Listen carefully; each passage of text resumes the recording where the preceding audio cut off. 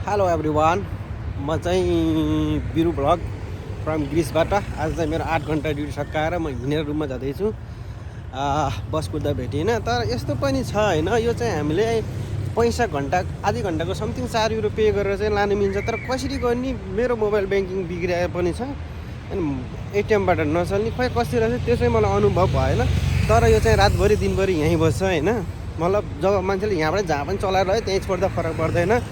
अब यहाँनिर फेसिलिटीहरू त राम्रो देखा नि, तर के गर्नु आफूलाई नै आइडिया नभए चाहिँ अलिक गाह्रो भएको छ। यस्तो अनि यो नाइट भ्यू हेर्न सक्नुहुन्छ ग्रिसको चाहिँ होइन गाइजहरू,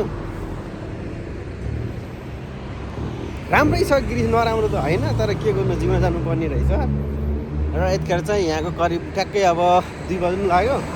म चाहिँ अब यहाँबाट हिँडेर रुम जाँदाखेरि चाहिँ ड्युटीबाट त्यहाँसम्म जानु चाहिँ 30-40 मिनट जस्तो लाग्छ। नाइटको भ्लग कस्तो लाग्छ गाइस, सबैले लाइक सेयर पनि गरिदिनु र सब्सक्राइब पनि गरिदिनु मेरो युट्युब च्यानललाई। यदि तपाईँहरूले सपोर्ट दियो भने म यस्तै भिडियोहरू खतरा भिडियोहरू बनाएर ल्याउनेछु। Bye guys, take care.